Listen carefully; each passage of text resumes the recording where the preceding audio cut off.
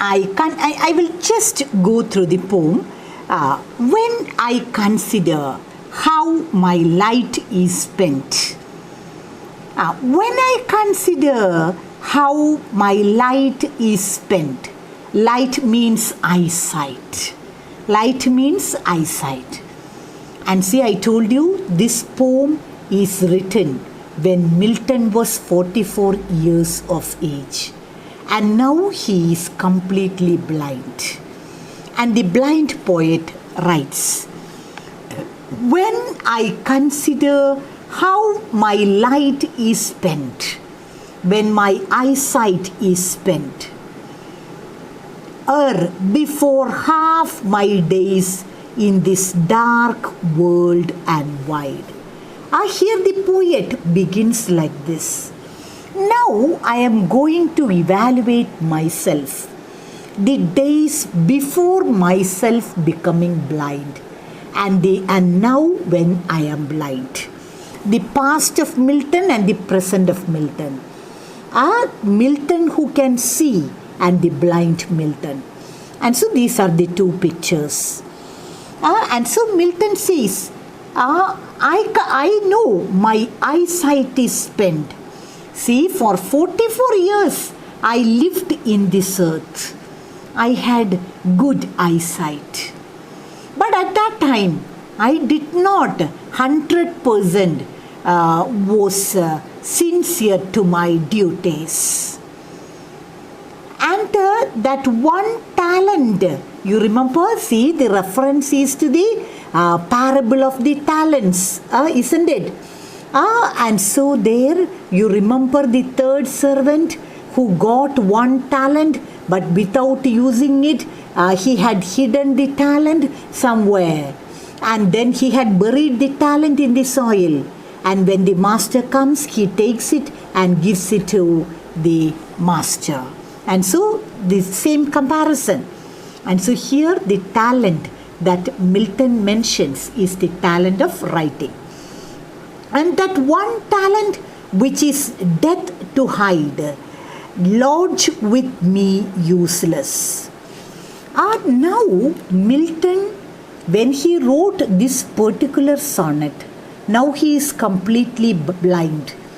And there he evaluates himself and he realizes that he hadn't done his he hadn't utilized all his talents properly when he had eyesight. And especially one talent he hadn't used properly. That is the talent of writing. And so Milton says that I haven't used this talent that God has given me properly. And so if death comes to me at the most unexpected time, I will become helpless. I won't be able to do anything. And later I will become answerable to God for this particular talent. And so now I am blind. My eyesight is gone. But my light within me is more powerful now. And I will use this talent properly. Though my soul more bent to serve therewith, my Maker is God, and present my true account, lest otherwise he returning child. And so Milton, he says that I know that I am answerable to my master.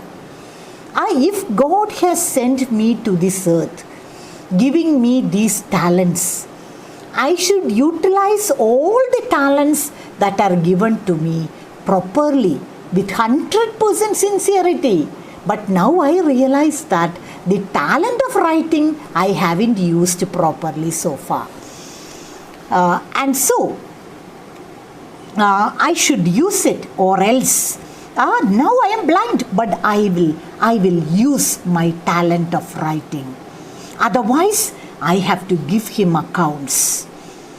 Doth God exact their labor, light denied? I fondly asked, I foolishly asked.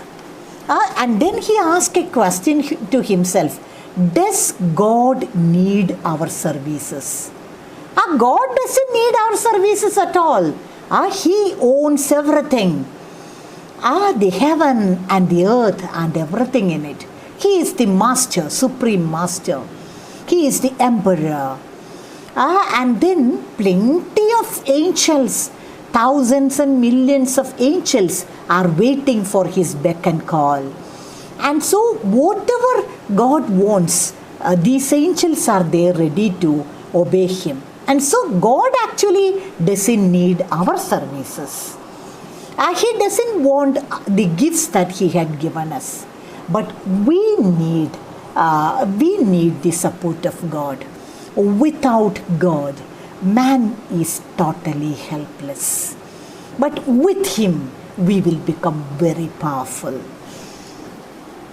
And then, but patience, see here, patience, it is personified. You know what is personification? Personification, abstract ideas are presented as persons, isn't it? Patience, you know, patience. It is a quality, but it is considered as a person. That is figure of speech is personification. And so, but patience to prevent that murmur soon replies. And then, within him comes the answer. God doesn't need your services. God does not need either man's work or his gifts. God doesn't need anything from us. Actually, we need him. Without him, we will be helpless. Who best bear his mild yoke? The small burden, they serve him best. When God gives us small burdens, these are occasions to think of God.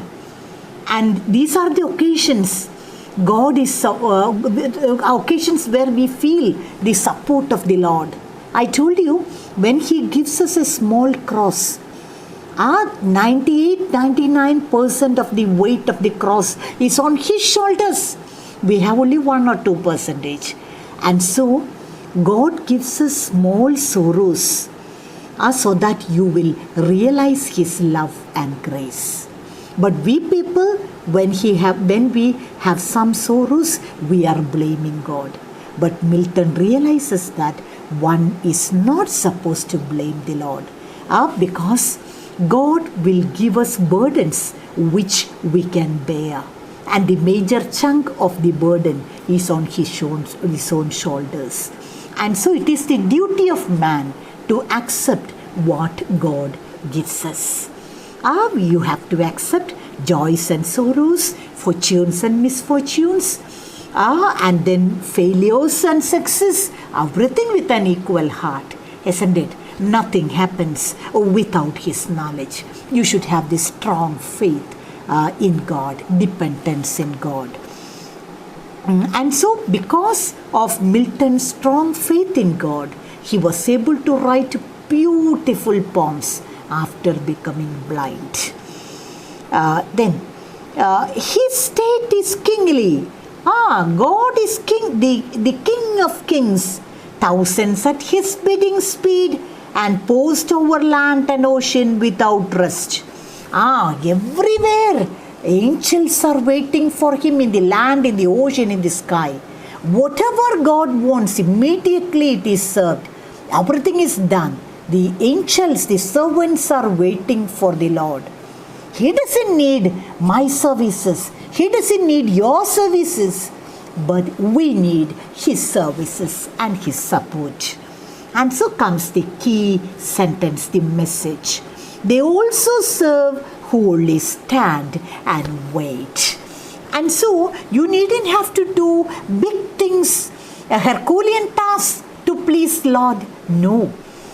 The life that God has given us, it is a great blessing. We are allotted some beautiful years in this earth. It is the time that God wants us to enjoy what he has created. But in this life, he will give us joy, sorrows, everything, success, failures. Everything we have to accept with a happy mind, with an uncomplaining mind. See, accept what God has given us. Utilize the talents that He had given us properly. That is one point. Whatever God has given us should be properly used. You have to give the accounts later. And then in order to please the Lord, you needn't have to do big things. The only thing that you have to do is that you should realize the presence of God. You should accept the life that Lord has given us. There may be joys, sorrows, failures, success, fortunes, misfortunes. Without grumbling, without complaining, we have to accept the life that God has given us. This is the greatest service of man to God. And so here ends the poem. I hope you have understood the poem in full. It's a small one, it's a simple one, but a very important one. It gives us great hope and optimism. And it gives us an excellent message. I hope you have enjoyed the poem. So much for the present. Thank you.